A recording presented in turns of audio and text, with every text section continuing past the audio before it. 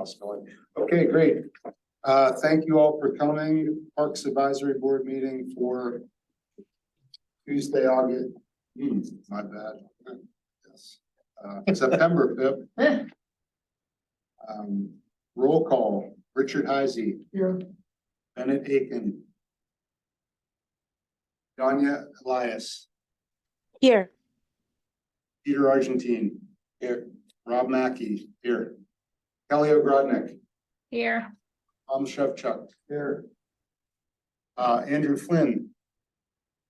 But Ann Swagger Wilson, Thank you. substituting. thank you for coming, Ann. Mhm. Welcome. Thank Commissioner, you. Swagger Wilson. Rudy Sukel. Here. Phil Avolio. I'm here. Great. We have a quorum. Citizens' comments. Already? Top billing, first billing, I guess. You want me to identify myself? Yes, My please. name is Dick Yunker. I live at 5 Park Ridge Lane, which is right above the main park, or right adjacent to the main park. And I just was here to listen to what's going on. But my main concern is the situation with a lot of the trees, primarily in the what the master plan referred to as the sloping lawn area. That's the area right below the Park Ridge Lanes. There's 3 Park Ridge Lanes there above the swimming pool. There's just a lot of tree limbs that are down, trees that are ready to fall down. There's one, I took a picture of one today that's, leaning over right where the cross country lines are now. They've moved the cross country course to, go around some of these things, but it's a hazard. And, I just think that the maintenance of that area of the park, as far as the tree limbs that are down and the cutting of the grass to prevent the park has been shrinking because whoever the company is that does the grass cutting, they seem to cut less each year. And if a branch falls down, then they cut around that. So that's a new little island of undergrowth that crops up. And I just like to see, maintenance of that section of the main park. So the boundary line is. Oh yeah, it's The mode boundary is encroaching. yes, it certainly has. Those patches, like wooded areas of those are Expanding. Yeah. Okay. And also from where the fence, when we moved in, there was a chain link fence towards V-Lin. And now you can't even, and they used to mow right up to this chain link fence. Now you can't even see it from the park. There's so much undergrowth, and which means the mowed part has been shrunk back by the undergrowth. That's all I wanted to report. But you too, that the cross-country team has had to move their path over the years is the. Yeah, the path for the cross-country team used to be right along the border of the park. But between the trees falling down and people allowing their yards and to go into the park more and more, the cross-country course has been moved down the hill gradually over the years. When you say people moving their yards into the park, actual like property boundaries moving forward. That's something that's been a concern. Trampolines, sheds. And if you don't mow your backyard, and if you just choose to let yours go to undergrowth, it expands down into the park, and the maintenance people seem to be happy to cut less and less so that jungle part just grows further and further into the park. We've been talking about park boundaries as a general challenge, and discussing how we can address that community wide. So thanks for the highlight on Main Park. That's all I had to say. Okay, we're gonna have a Main Park There is a update. A little while later if you choose to stick around for it. Regarding the rec center.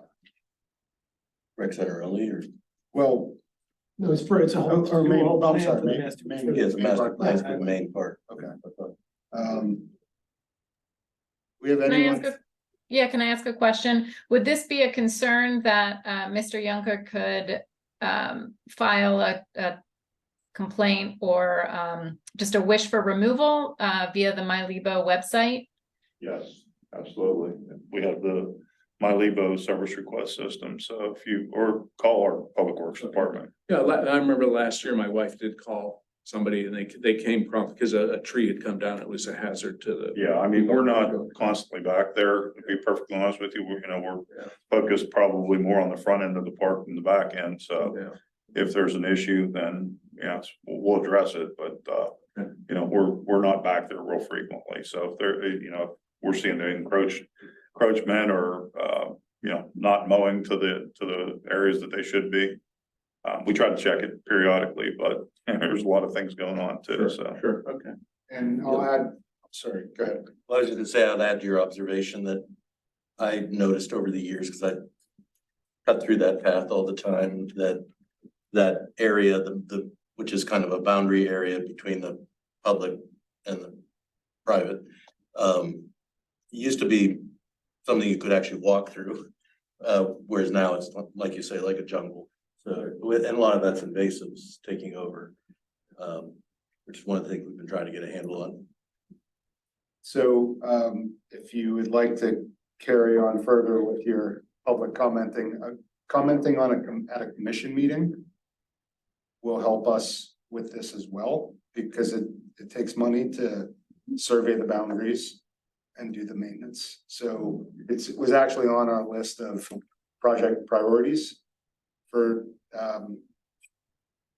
the municipality for the next several years, park boundaries.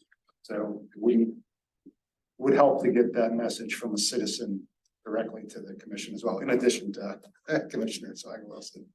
And you are all citizens too, so Yeah, we listen. thank you. Okay, no one from the Conservancy, I guess, today. Looks like online. Approval of August minutes. I had one addition that should be added, which is on the Oikos report. There was some discussion about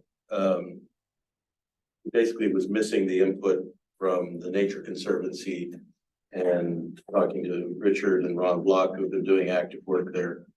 And that was mentioned in the minutes because he also said he was going to follow up on that. So I think it's important that it should be in the minutes. Bill, are you able to hear us to record that? Yeah, this meeting will get watched 2 more times before it turns into what you have in front of you, so don't worry.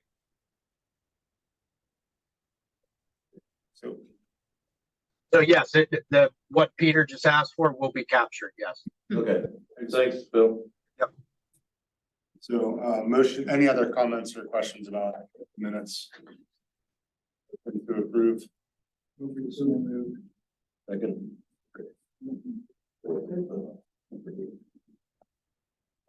All in favor? Aye, as amended. Yes.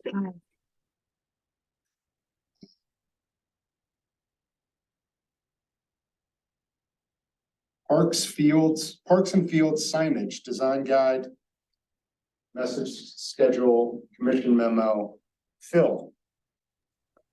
Okay, I'm gonna hit share screen here. I didn't include, I sent this out earlier in the week, or last week. At the end of each table, there's the full Colano packet, the message schedule. I got one for each side of the room, so I figured that'd be better than, there's quite a lot of material there, so. If you haven't looked through it yet, I mean, we're still in the time of looking through, but this is I'm gonna hit share screen here so I can start what I got for you. Okay, are we seeing a Mount Lebanon letterhead and other things? Yes, I can see it remotely. We can see it. So right after our June meeting, Manager McGill gathered a team of staff and said, let's get this darn thing going. It's pretty cut and dry that we've gone through 2 master plans, and the overwhelming theme is where the heck is your signage? So I know that Kelly and Bennett had some involvement prior with Colano in the public information office with Laura and her staff. This is just a continuation of this and just a fast track to get this going out in front and start to get this sucker out for pricing and get some things in the ground. So we went through, we had from June until I'd say probably the end of the last week of July, a couple of revisions with Colano. We brought in members of our building inspections office to check on materials, check on ordinances, construction methods, make sure that we had breakaway signposts. If we wanted in the future to attach something to a building, make sure we had that detail in there as well. So we had all of our professional staff go through here and look at this. I think some of you have made the point before, we don't need to reinvent the wheel over and over again and talk about it. Let's get some things moving. Field and Parks design template. This is not wayfinding. This is not secondary signs. This is not where's the pavilions, where's the parking. This is just let's get some darn signs in front of where the parks are. So we went through some textile, ended up using our text, our sign colors, post colors, different elements. Ultimately ended up with this look here. Obviously, Meadowcroft Club Park is not the name of Meadowcroft, nor will it have a park closes at 9 on it. It's not it, but this look ties in to some of the bronze signs that you see at Beadling, Sunset Hills, key property or perimeter entrance and exits throughout the township. So some elements from that side that we know we like, we know are going to be there for a while. We weren't looking to reinvent the colors and all that through Mount Lebanon. So this is what we've come up with. Couple renderings. The whole purpose of this packet is to get this over as a request for quotes for different sign vendors and get pricing on it with a professional design, materials, text, everything called out so that we're apples to apples across the board, because we know this isn't going to be cheap. So there's different options here. This is where I'm going to need some help from this group, sports board. Obviously, you could imagine they probably go up in prices. We look across all three of these. You have single-sided, double-sided, and then you have the box style sign, which may be appropriate at Main Park and Bird Park. Somewhere where we really want to showcase a nice sign. Other parks like Williamsburg, where you have one main actual parking lot that's right there near the amenities, that might be suited for obviously our sign because you're going to be pulling into it. There's a better view, and we need a double side. So I want to keep you guys involved with this to make sure we get it right when we go in the ground. Our guys most likely will be installing these where we install signs anyway, all throughout the town. So there's no reason we can't install these as well. We don't need to pay an added cost for something like that. Just some of the different profile mentions. If you need me to send this to you again, if you really want to look through it, just let me know. Different bounding options. This whole packet to give to a vendor contractor and say, here's our list of parts, what these things cost. Through here, this where it gets a little different. These will be field for the fields. Initially, we're just talking about Middlefield, Dixon, and Clint Seymour, as well as Bird, John Doctor Soccer Field. So these will have just a slightly more narrow profile, but they will be taller in height. I'm trying to capture people leaving their cars. Which field's my kid playing at? Oh man, which one is that? There's the giant sign that's a little bit higher than most things I can see it. I'm getting there. So Tom Langston from the sports board will join us over for these. I'm sure we might want to come around the parks as well. good to have different eyes on stuff as we go through this. So I know I got a response from the sports board, and I'll be meeting with them on Thursday, doing the same thing. But I think their involvement, they're gonna send Mr. Langston around. So I'm just kind of looking to your group to make sure that Kelly and Bennett are still on board to continue this effort. And then if so, we can talk offline about meeting at each property, making sure we get locations right, sign type, anything like that. And this goes into the same stuff as the original park ones, not the field signs, different mounting options, just so that we cover all our bases. On this, you can see the in the earlier email I sent to you, there's a message schedule. And all that is just an additional document for the contractor to say, you know, what's the text they want on the sign? Is it double-sided? It spells it out for them. So it's an important document as well. But after we, a joint group with meet on site, figure this thing out, Kalana is going to look through for quotes that I get together on this, and just kind of make sure that he gives us one more look at it, you know, just to say, hey, remember to ask for a couple cans of touch-up paint per sign, you know, little stuff like that, you know, they'll be able to say, you know, the ones like on the far left here will say, make sure they're sleeved, you know, you have weed whackers, things like that. So he does this for a living every single day. So we're going to use him to review our proposal for quotes too as well. And then going forward, you know, this is just the first step. You know, we will probably end up going back and working with Kalano again and saying, all right, we're ready to take this packet. Now we want to look at, you know, primary amenities. I need signs for shelters, restrooms, you know, secondary parking locations, things like that. So this is just the start. This is just to get something going. I don't have any initial ballpark costs yet. I have a couple feeler emails out to vendors I've used before just to look at it. But obviously nothing, I don't have anything ready to go until I meet, get the help of both boards here to get out on site and figure these things out, because it will dramatically change change it if we go from all box signs to saying, nah, everything just needs the one-sided or maybe a double-sided. So I just want to get it right, and you know, your knowledge is valuable. That's why you're on the board, and we're excited to have it. So I will reach out to Bennett and Kelly if that's still the way the group wants to go, or if you want more input on it. Any thoughts from anyone? Peter has a question. Definitely. I mean, I've been involved in this for a long time, since I came on the board, Bill, so I'd like to be included on it. Sure. But I had a couple of questions. Are we paying extra to Colino to review these bids? No, he just said, John from Kalano, he said, make sure you send me what you got before you go out for bids. Have them take a look at it and make sure you're not missing anything. Okay. So the other thing, they're not producing our RFQ. Okay.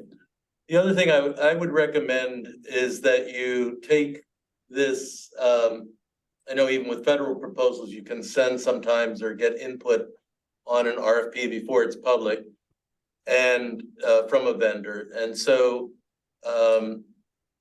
basically, if there was a vendor who could consult to say, well, here's things in this packet that are you know, really not necessary, but they're causing extra cost. So that before we put it in stone, it's kind of reviewed by somebody who's actually making these things.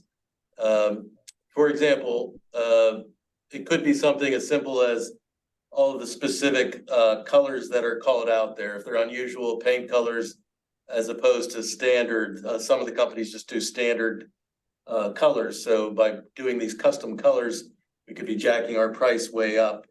And I think there's such a need for signage throughout the system that we don't want to handicap ourselves to the most expensive choices. Another concern I had was with the Trajan font, which is kind of a unusual font. And I'm not positive, but we should check. Maybe proprietary so that everybody who uses it has to buy it. Or perhaps only it makes it that only Colino can design it.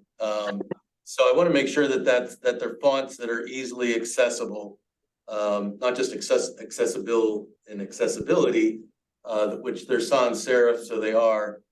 But there's some fonts also that are better than others for accessibility. And I'm not sure Trajan really fits that, but I don't know if it's too far down the road for that, and I'm not an expert on that, but it seems like somebody who is a specialist in accessibility rather than the graphic vendor might want to look at that. And again, I don't like the fact that it's not in, it may be a font that you have to purchase again and again. Is the Trajan just in our logo? It's, if you go back up to the logo font, so that could be that we're locked into that. Logos aren't really messed with. Okay, so never mind on the Trajan, but however, on the signpost colors, I think that could be, again, or even just like how it's manufactured, I would just, sometimes you can, having worked as a carpenter and hearing carpenters gripe about architects, the people in the field sometimes know how to do things more efficiently and cheaper. So it just may be good to run it by. The last point is, I thought some of this initial plan was to have some directionality to it. So, for example, John Doctor Field, does it need an arrow? And I didn't see any mock-ups for anything showing directions. I think that would be in the next layer, Peter. The way we discussed it, yeah, these are general signs that get you in the, First Meadowcroft path. Park, right, main Get 'em up. park, exactly. Those are more, I don't know, more of a wayfinding, yeah, and it gives you some direction then too. These just identify the properties or the use of those properties. Beyond that will be the next layer, as Phil mentioned. Okay. So. Sorry for shouting. It's okay. I feel like I need to shout because with the Phil signal to Phil, but those are my comments. Otherwise, it looks good. Bill, I think you said that one of the next steps is to determine the precise locations. That's correct. That is my next step. The order was get this design guide, get it in front of commission, get it out to school district, conservancy, sports, parks board, let them know what's going on. That was last week. This week, I'm hoping to get some people on board to get out on site, just to narrow down the locations. Okay. All right, good. I thought I heard that. I just wanted to confirm. So I just have one thought, maybe out of left field here, but in regard to single panel, double panel, or box versus either the other, do we have to be concerned about wildlife perching? And does a box allow for more nesting and droppings and I don't know if it matters. These are all we discussed. We went through 3 or 4 different sign type floats, even what the shape was. So we even had estimated costs on the different shapes of sign, having to cut in notches and different things. And this element simply put was going to be one of our better values. I'm sorry, We did- you broke up there pretty. Your mic is getting worse. All right. How about this? Better. I am. I'm standing right here. And next, I'm going to come kick the door in. And start talking. The box style sign. It's not real wide, but we did have concerns when we were talking about Colano with, if you are we talking about something we're going to be spraying hornets every year? Or they're going to be pigeon droppings down the front back. So that it definitely things to consider. Okay. Can a bird perch on a single sign as well as a box sign? Probably. I'd look at it more as the hornet nest and everything like that. We did discussed going to a box sign. We would soften the lower edges. That's just a lot of sharp corners, not a dramatic round of the lowers. So we are thinking about, here you can see it right here, if we were to go to the box style. So yeah, I mean, there's going to be drawbacks to each one. The simple sign looks, you know, exactly what it is. It's a sign on a post, on two posts. But so it's obviously going to be, dollars will increase here as we go. So Okay, sounds like you're considering all the angles, figuratively and literally. You touched on one thing, Phil, about durability. If there's something they can do, so for like if a kid goes after it with a Sharpie and graffitis it, that makes it easier for On you the guys to clean. Yeah, he has it on. We should, whatever material, so that like will stand up to acetone, that would be nice to have, so you can actually clean a sign after it's graffiti versus having to throw it out, replace it. got it. Yes, we did get into Some a things little will bit of hold up that. to acetone and you can clean it with acetone, and like something like acetone will take a Sharpie right off. But you know, if you use some surfaces, if you like plastic surfaces, things, you hit it with acetone and you ruin them. It just, they mess up the surface, or they'll remove the lettering, the actual. Got it. At some point, you mentioned that Public Works had some capacities for sign making. This might be way beyond that, I This guess. is yeah, this is in another universe Yeah. beyond that. Yeah, we could never manufacture these, or yeah, these will be raised letters and those type of things, and they'll be made out of materials that, yeah. Oh, even our street signs for stop signs, speed limits and such. They're made by a manufacturer. They're manufactured by a Right, company as right. well. So we don't do any, we can't compete with in-house. These can be metal or plastic? They'll be metal. Oh, they metal, yeah. Probably like a bronze or something of that nature. So you can clean. Correct, yeah. Similar to the entrance signs that you see that we have. Okay. Yeah, the Bird Park sign, the Mount Lebanon signs where you enter the community. It'll be very similar to those. This design was based off of that to maintain some sort of consistency, and that was another sign that was developed with community input years and years ago. Is there any economies of scale where if you order more signs, they're doing a longer run and cutting? There probably is. Yeah, I mean, that- you know, this That may is, be a question you asked Phil too, like we talked about, you mentioned doing a first wave and then a second wave. There may be an economy of scale to do as much as once in one shot when somebody's setting up a machine. I think that when he's talking that though, Richard, I think he's talking about like a different, you know. We're talking the main signs that for Main Park. Okay. Meadowcroft So Park, those would be- and then the next level of signs would be another run, They're right? interchangeable. Right. used at And it's, you different know, locations. we don't know what these things are gonna cost yet, so that's why we wanna go out, pick the locations, map them out. Put together, we have the specification now, of what we want and what we want it to look like and how it should be manufactured. And how it's gonna be installed, so we know everything, A to Z, what You've we're got some gonna need. example signs that they've held up. So Exactly, you exactly. know, you've got yeah. some experience. There's only a handful that we've had to have redone, of those signs that have been out there for a long, long time. Those have probably been out there They look since good. They still look two good. thousand one, 2002, something like that. Thank you, Phil. Yes, I have a couple of comments. One is Phil, yes, I'd be happy to continue on the committee, so Thank you. definitely keep me in the loop. Two is I think that the design is really classic looking. I'm really in favor of it. I love the arch on top. I like the clean cut edges along the bottom and how it complements that rounded top. So I know that there's still some decisions to be made about sign by sign with the curved edges on the bottom, but this looks a little bit more formal. And it looks right from that hierarchy perspective, thinking that these are going to be the main face of each of the parks. And considering that as well, looking at the font for each of the parks, considering that this is going to be kind of the face of each park and the first step in the series of signs that we're creating. I am curious if there is a reason that the font is not all capitalized for the park names, and whether we should be considering all capitals for the park names.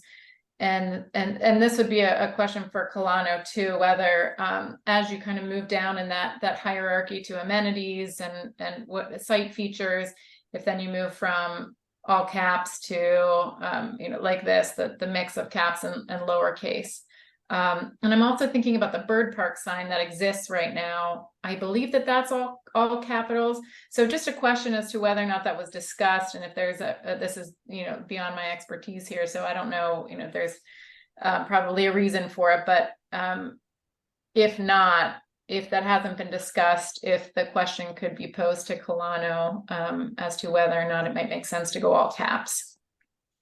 We did see a couple drafts with everything in caps. When we did the font exercise, our staff group of 5 or 6 went with this one. As far as the hierarchy goes, I'm just thinking of most of the parks that are going to have an understory of amenities, directionals, parking, all that stuff.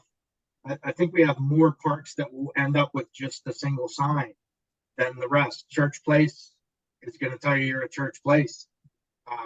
Williamsburg, if you pulled into Williamsburg, I'm not sure how much signage is needed beyond that when everything is seen in front of you and that's all for another day, obviously, but I will ask that question because it's a good one. All right, great, thanks.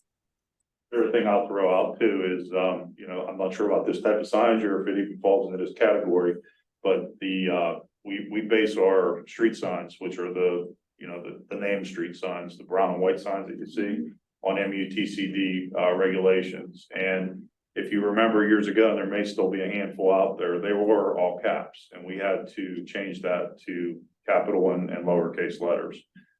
It was based on a study that was done by, I think it was I don't think it was PennDOT, I think it was national, the Highway Administration, Federal Highway Administration, and they determined that these are more legible at speed and more visible based on the studies that they conducted. So we actually had to change the fonts and the way that our street signs were set up at that point in time to be compliant with the MUTCD standards. That's that's interesting. Yeah, thanks for that note. But I do agree, it's easier to read. Absolutely. Yeah, thanks for those comments. We also pulled in the same paint color as the street signs, so it's kind of similar theme as you're going through town. Anything with a leg or a pole on it will help you out with where you're going. That's I kind think of they tried to match up. Yeah, I'm sorry, Phil. I think they tried to match up the colors with, what we had before previously with the Mount Lebanon sign entrances. Phil, very quickly, I know we need to move on. When you get to the sort of the phase 2, the playing field, smaller signs phase, and it will be a function of cost, but I would recommend we consider putting signs of that size up at some of the trailheads, like the Driftwood Drive entrance to Rob Hollow, and maybe the Washington Road. There's a trailhead at Bird Park and a few others.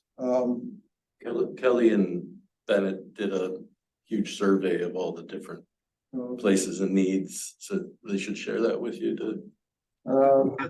That's kind of our treasure map we'll need here to go through.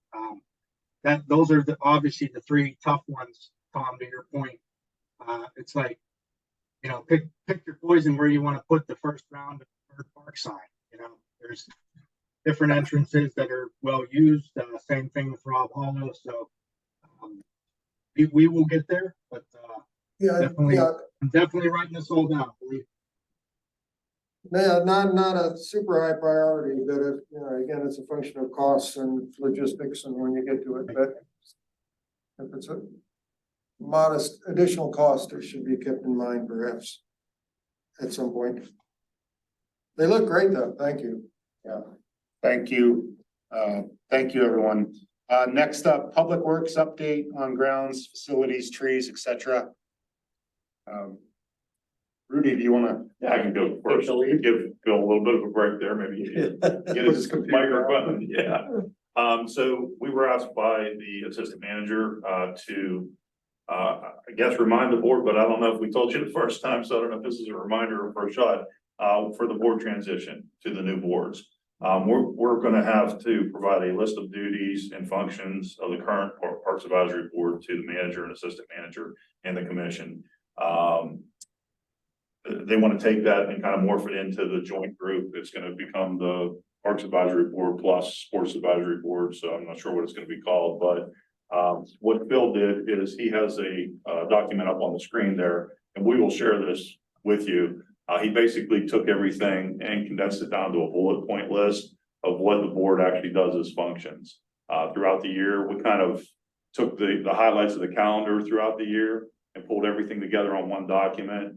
And we'll share this with you. If you can give us a yay or a nay or anything you want to add to this, moving forward, we try to do a Reader's Digest version, so we didn't have a novel to send to the manager. If you can look it over, Phil will send it to the group, and then we will forward that to the assistant manager so that he can use that moving forward. But they asked us to have that at the end of August, and we kind of dropped the ball a little bit on that. Is that people don't appreciate is street trees. Yeah. There's more trees on street trees that. That's in there. And if you look at the nibble, that's the only thing that's legislatively in the Mount Lebanon code is that the Parks Board is responsible for street trees. Well, and I think, And like working with you on the street tree list. right, right. Everyone assumes, and there's more trees in the streets than there are in the parks. Yeah, there's a lot. And so that gets dropped, basically, because if you really look at what the charter is, it's for management of municipal owned property on which there is not a structure. You kind of look at what it is. Well, but I think we captured that in like the second or third bullet on the second part of the list here. But, you know, that's gonna kind of go away too. So that's gonna kind of get blended into the new, not go away, I shouldn't say that, but it's gonna be captured by the new board. So I think they're looking for a list to either pull the most important things or to capture that and blend it in with the sports board so that it morphs together. So, It's like there was confusion when Uptown was done in the planters. We said, well, that's not our jurisdiction. We don't get involved with that. And there, again, that was disjointed. So like Parks Board has the street trees, but then who does planters and things like that? I don't know if there's an asset committee or what's gonna be in the future. Yeah, I was immediately looking at the tree, bullet number 2. The street tree list is pretty discrete, that's a single task, whereas there's species selection and not just the list, but like in terms of where placement, like advising on the placement of things in the parks, but also in the streets, and then we have deer as an element of trees too, so. well, again, this is the list. If you guys wanna send us Yeah. an email, maybe let's set a deadline, maybe the end of the week. It used to be one board. Is there any documents from the board, the two boards were split up? All we're doing is we're just going back to the past. We're going back to what the board used to be, and then it was split. I think So it's changed somewhere, quite a bit since then, too, Yeah. so. yeah. And they're gonna change again, so I think that's, Okay, I just the bottom line is we're just trying to Yeah, capture yeah. That's fine. Got it, okay. what your thoughts are on what the new board should be comprised of and what the missions, goals and duties of that board will be. But in this case, we're just reviewing what our current, Review what our current and see if we captured everything. If you think there's something additional or beyond the way we placed it on here. Again, we're trying not to write a novel and just provide the manager and the assistant manager with a list that they can have. And I think they have a pretty good feel for what the boards are responsibilities and duties and those type of things are as well. But just to put it on paper and forward it to them, that's what we're looking to do. I was just gonna suggest that replace the bullets with numbers Okay, so that we can refer to on line 5. okay, This could include this or something Okay. like that. Bill's already on that, so. There it is, done, Real time. done. So, Thank you, Phil. Phil, if Thanks, you Phil. get that email to everybody, we'll try and get it back to you before the end of the week. Much appreciated. Thank you very much. Okay, second thing, tree planting list, staying with that theme. Phil included the current copy of the tree recommended list, that you guys put together last year. So if you wanted to look over that, it's gonna be tree planting season here pretty soon. It's in the packet that that Phil prepared. I also received an email from one of our suppliers, Schickles Nursery. These are the trees that they have available this year. And those are the recommended those are the trees that they're recommending. For either under the wires or not under the wires. Sure, that was our time because. I can email it for the rest of the group too. I apologize. I thought everybody was gonna be here. The yellow ones are highlighted. You can see that it says above, those should only be planted in the spring. They're not safe to fall dig. So, if you want to look through these, if there's any that you feel we shouldn't be planting, or, you know, we can always add to the list, but primarily I want to see if there's anything on here that, you know, you don't want us to plant. Translated to the common name here. No, that's the fun of it. Yeah. So I guess the ask is review the list that you guys created last year. Make sure that you're good with that. See if there's any additions or omissions you'd like us to make to this, because we have this posted on a website as well. And then the list that was provided by Schick, we'll see if there's anything on there that you guys prefer that we don't plant. Okay, thank you. Thank you. The only other real update I have is, we are moving on the Bradford work, so the POs have been issued. Fence is gonna be installed in Bradford along the edge of the hill. Contractor, we got some good pricing just going out individually instead of bidding the work. It's under the bid limit.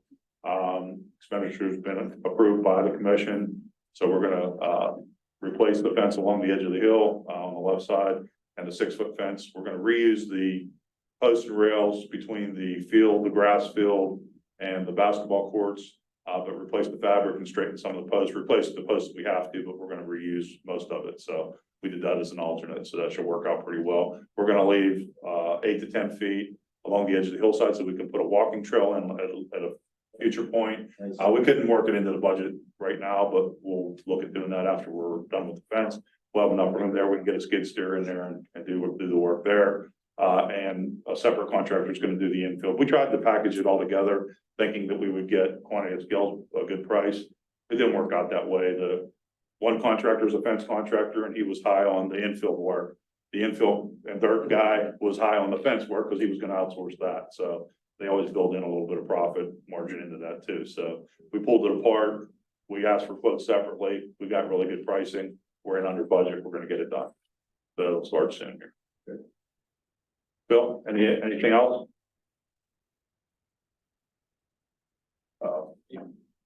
Do you have any? Yeah, we got our, getting ready to get started with Eichenlob. I heard some additional points of, new invasive areas from you guys. I've wrote them down as I've heard them, so we're gonna kind of capture some new areas in the back of Main Park this year. Kelly had mentioned that a couple meetings ago. We did a little bit of work behind the pool, some poison ivy that was coming up, but I'm talking more along the lines of what we heard during public comment. Is where you guys alerted me that there were spots there before. So we're going to look back there where it's we can make a good judgment on property boundaries so that we're, you know, within those areas. Going to do a little bit more work at Williamsburg this year than we traditionally do off the hillside at Earlswood. There's a larger stand of knotweed than we can obviously tackle in 1 year, but we're going to try and make a little dent this year. And this is all because what we're doing is working. So we're spending less time in Twin Hills. We're spending less chemical, less man hours with the contractor. I'm sending him less maps and meeting him out in the field less as well, which is even better. So that saves time, which equals more ground. We're also going to try to add a little bit below Brafferton. We walked the perimeter edges before we even got concepts down there. There's a little bit on Valley Park Drive that kind of is encroaching and really spewing out from just over where the stormwater runs off. We're going to try and see if we can at least head that off, similar to what we did at Public Works. If you look at the beginning of the overflow channel in Public Works, there was knotweed coming in off the hill off of Cedar, and we slowly knocked that back year after year. And we have a much smaller stand than we did in past years. And that seed bed is showing up less and less downstream. So our logic and what you guys are telling me is working, where I think we're doing a good job. I'm hoping to hear from Tim that, you know, he can see that we're doing something, but obviously there's a lot more needs that he'll address as well. I spoke with him late last week, a little bit as well, just looking for an update, knowing that he wasn't gonna have anything for you guys, but I said, let me know if you got anything in mind. He said, just let the group know we're not idling, but at a point where now it's important to see what invasives come out. I'm gonna send him my maps of what the contractor is gonna go after this year. Most of it is the same as the initial stuff I sent him. So he's already seen the locations that we've been tackling. He's aware of them. So he'll get a look at that. We got lumber in finally for a handrail behind Seymour third base dugout that wraps up there. I call it the 4th of July fireworks pole trail. I'm sure there's an actual name for, for everyone around town, but that's kind of our next section of railing that's really degrading that we're going to go after. Did a little bit in Bird up by the shelter earlier that we let you guys know about. We're going to continue that same look. The next kind of priority one for us is that path going up there. So we're going to tackle that edge as well. Then we'll be getting into our fall aerating, slit seeding, fertilizing of Brafferton, Dixon, and Bird. Not going to put a whole lot of time into Brafferton. Obviously, if we're going to be pounding it with construction equipment, that would be unwise. So we will juice Brafferton back up when that project wraps up. And that's it for now. Quick thing on the invasive treatment. I think Tim said something about the one thing that jumped out to him was the mile a minute in Bird Park, and I think he mentioned that should get a priority right away. I'm not really familiar with what mile a minute is, but I just remember him saying something about mile a minute in Bird Park, and us needed to try to do something this fall. So I'll check in with him and make sure we get that. Thank you. yeah, and where I couldn't. Your mic was breaking up. Where were you talking about putting in another railing? Because railings look great. But where were you talking about the next one you were going to put in? There's a section of railing behind the third base dugout on Seymour Field by the batting cages. Okay. It leads you up and kind of almost separates from the property backyard there. The park, that one, I think there's some held together with rope and string. So Those are nice. that one gets the next nod. Then you stuck there. Yeah, I was gonna say duct tape. Phil, Just like one quick maintenance item. I don't know if we talked about a year or two ago, but that path from the lower lot into Bird Park turns into a mud fest in the spring and fall, where it's almost not accessible, and there's mountain bikes now biking through there. Like I think last spring it got to be a real mess. At some point, I know you had mentioned about doing something so that isn't just dirt that turns into mud in the spring and fall. I don't know if there's anything that could be done before, this fall on that path to try to, even if it's just gravel. I mean, it just becomes unpassable with mud in the spring. We've got close several times to cutting the crew loose on that. Not only this year, but last year, more or less. There is a substantial grade to catch and really do any good there. As you know, I mean, you have to almost walk up in the edge of the trees and the brush to get sure footing sometimes. Yeah. There's a manhole that's at least 1.5 feet, 2 foot high, just randomly sticking up. So we want to do it right when we get in there. Our operators have looked at it. We haven't had the manpower and time to get in there because we know what we want to do, just haven't got there.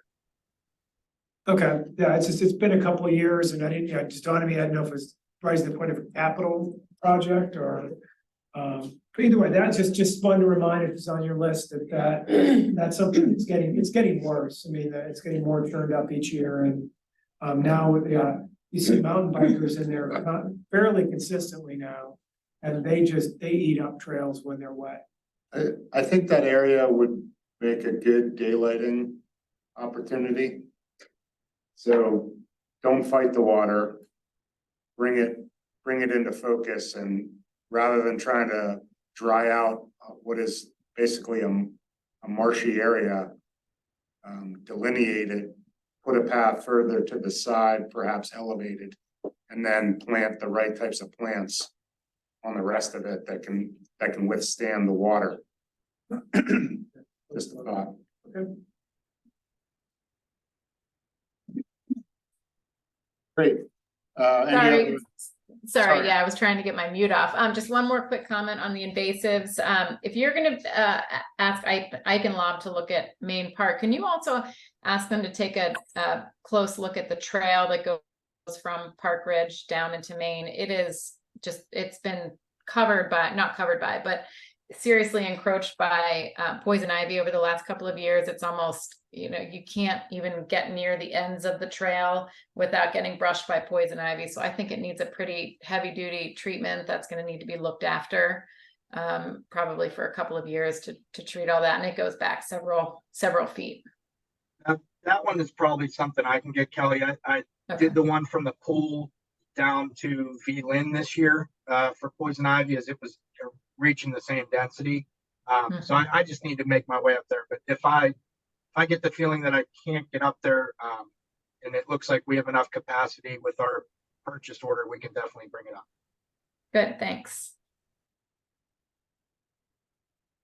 Any other maintenance, public works updates, questions or comments? Okay, great. Commissioner, or commission update, Commissioner Swagger Wilson, anything to share with us? Well, I'm not sure I'm covering any new ground, but just to let you know that we're approaching budget time at the township. And so we are busy hearing reports on things that are needed. And I will just comment that I have never in all my life of sitting on boards, and I did nonprofit management for years, so I've sat on lots of boards. There are never enough resources to cover all the needs and wants, and that's the same this year. And one of the biggest things that'll lead it up is the new trash contract, which we have to sign. So it's going to be a tight year. I think I can say, at least for myself as a commissioner, that I'm going to look at the comprehensive plan and look at what the citizens are asking for through that process. And those will be the things that rise to the top for me as a commissioner. And they include things like traffic calming, pedestrian safety, and an active transportation plan to try to figure out how best to use our roads and keep everybody safe. Recreation is also a part of that, and parks. So we'll be taking a look, but it's going to be a tight year. And that is all I have. Unless you have questions for me, I'm happy to answer. You said something there, I'm losing my train of thought that, It's all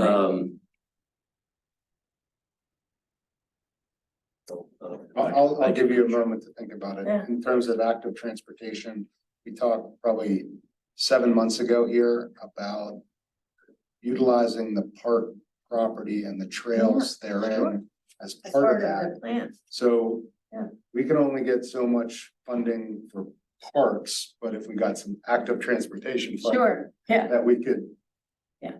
put into the parks as part of that, that would be helpful. yeah, it's just really an active transportation plan is the idea of holistically looking at all of your resources.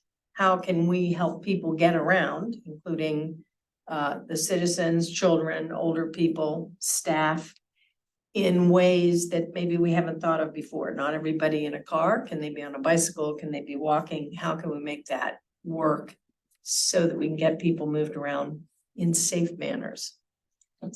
Yes, I did remember. Good, It good. was, what was the decision on the two versions of the trash? We went with Westmoreland, I think it's called Westmoreland Landfill. I could have the name wrong. But it maintains the trash pickup much like we have today, where you use your own cans. Recycling is every other week. I know that people would like it more like every week, but that upped it another $2.5 million, I think, $2 million to do every week. So we're gonna stay with the every other week. I do want to opine for a moment that one of the things that we were disappointed with was Waste Management was talking about doing automatic, you Right. know, with the, Commissioner Flynn told us. yes, where you could get to take the person out of picking up the can. But we felt that their recycling, which was still single source, really fell short of what can be done with recycling now. And the capture rates are really pretty poor for single source, whereas if you sort it, then you get a much higher recapture rate of the materials. We do think that doing away with people picking up cans and dumping them into trucks is probably going by the wayside. There's a lot of workman's comp that goes in for people being hurt, lifting garbage cans, et cetera. So probably the automatic, I don't know if that's automated, that's the word I want. Automated system is the wave of the future, but we were not happy with what Waste Management was saying. We'd like to see more competition. We'd like to see, even if there's any exploration of bringing it in-house and doing it with our own people. We don't know. We have no numbers. So that's a little bit of a pipe dream at the moment, but we're very committed to improving things, and we did not feel that the contracts went as far as they should have doing that. So there are some things, I don't know if this is the appropriate time to ask some questions about the capital improvement proposal. Sure. Yeah, I think Yeah, I you go can. for it. Let's get that. So there's a couple of different things, and some of this has been email exchanges amongst the board. One question I had when I saw Municipal Manager McGill's proposal was all of our proposals except one were changed from capital improvement to operating. And I wondered what the impact of that is, whether it means less chance that they'll be done, or because we had long discussions about, is this capital improvement or is this operating? And yeah, so all but one, I think it was North Meadowcroft, were changed to operating. So we were surprised by that. Secondly, there were numbers on the sports advisory boards, suggestions that we wondered where the numbers came from, and including one that was for a review of Bird Park turf plan, which we wondered. That's not.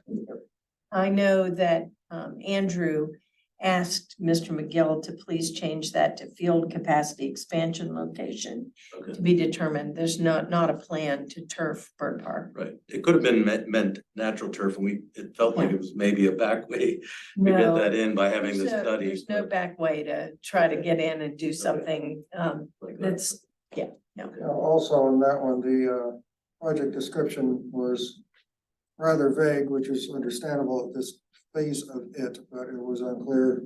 It's like 115,000 or 150,000 for planning and design, quote unquote, within the project description.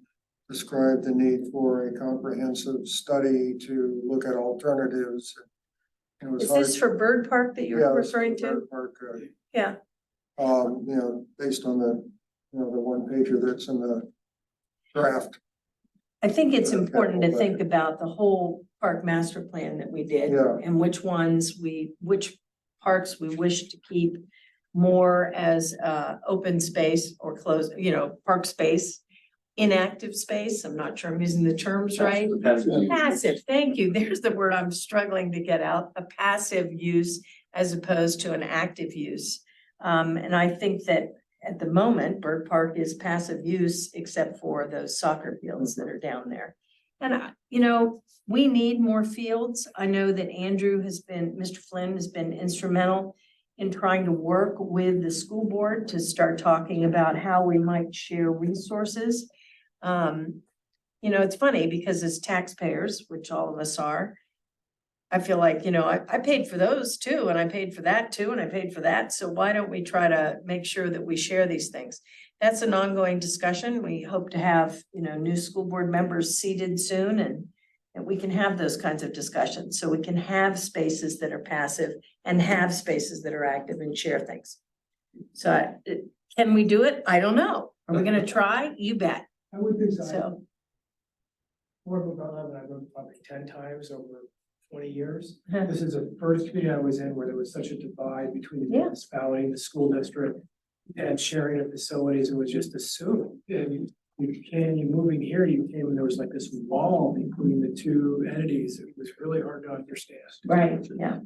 Seems to be the Western Pennsylvania way. Yeah, it may be the legacy of that, how Yeah, governmental bodies work here, Right. versus, I moved from New Jersey to here, and there was Right. there was just city and school facilities for sports were all intermixed. Sure, And you sure. really Yeah. didn't. It was just taken for granted. Yeah.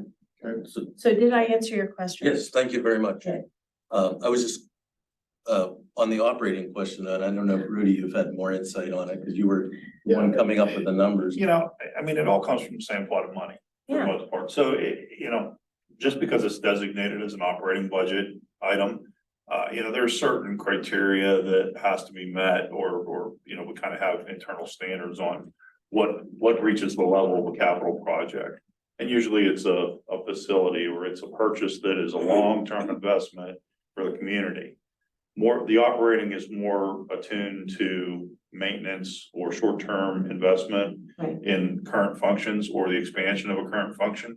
So that's kind of, you know, I wouldn't get too hung up on capital or operating because it's still, the decision is, and when you see the final decision from the manager, the list includes capital items as well as operating lot. So it's top to bottom. And it's just to clear up something too, I think, Tom, I think this is what you were asking. The numbers are based on our conversation. So as a director, as a department head, David Donnellan as the recreation department head, we consult with our engineer primarily. That's where a lot of those numbers come from because they have real world experience in current bidding and current numbers. So those are the numbers that we're plugging in. We're also using inflationary numbers. We will have conversations with contractors if we think that's a benefit. You have to be careful, you know, kind of cross lines there a little bit, but our engineer is our consultant. That's our professional engineer. It gives us the most recent and honest answers on what we can anticipate the cost to be Sure. for a project or the purchase of some piece. You And know, the other thing is that capital budget, you know, you can float a bond issue to pay for capital things, but you have to wait till our debt service is at the right level, which it's not right now. We have to work down a few more years. But there's nothing saying that when you float a bond issue, you can't wrap in some things that had been moved to operating that also could be funded under the capital. Rudy's right. I mean, it's a little more fluid than you might think, but it all comes from us. Well, that's why, I mean, I'm just trying to understand it Sure. because it's you know, what our work we were working on was a capital improvement proposals. And so did we miss the mark by that four of them are operating Look at or? it that way, Peter. I honestly wouldn't. So it's still just, we should just look at kind of general Priorities. projects. Yeah, exactly. And that's why we rank them the way we rank them as well. So that the manager knows how the importance of what the boards, you know, Yeah, You I think guys have done a That great job. clarifies it. I Thank think you. number 11, You really have done a great job on it, so. it's, Thank you. let's get up Yeah. in front of them and talk more. You do, but I mean, you've done a really good job, Bob. I mean, you're very organized. It's very clear cut what the needs are, what the priorities are. You should pat yourselves on the back. You do a great job for that. some of these projects have been holdovers or carryovers. I mean, there's several ways that projects are introduced. It's from a board, an advisory board, from the commission, from community input, or from staff that, you know, sees a need for something. So those are the primary ways that projects or things are introduced into the different budget categories. And, you know, some of these things, I could probably point out 2 or 3 that have been on there for 20 years, 25 years. Really that long? Yeah, Yeah. I mean, you know, and it was, Smart. and some of them we probably should drop off because they've been there, they haven't been funded, but. You know, there's things that have been there for a long, long time. Okay. We don't Thank envy you. your job, Commissioner. Scarce resources. Kelly, Danya, any questions or comments regarding commission update before we move on? No, thank you. Sorry, I talked over Kelly. No, thank you. Great. Bird Park Project 70. All Mr. right, Heise. since we're behind schedule, I'm gonna try to go through this really fast. Phil, can you bring that up on the screen? PowerPoint is on? Okay. So this all originated from the Mount Lebanon Historical Society. They found a newspaper article said that parts of Bird Park were bought with a Project 70 grant. What did that mean? Nobody, generally, there was a lot of misunderstandings and restrictions, what there were, what there aren't. So started to dig into it, what does it mean? The 2 parcels in question are the 2 that I clumsily highlighted in the slide. It's where the field is and then the the one off to the left that goes off of Youngwood. So those were both bought in 1968 with a Project 70 grant, 50% matching grant.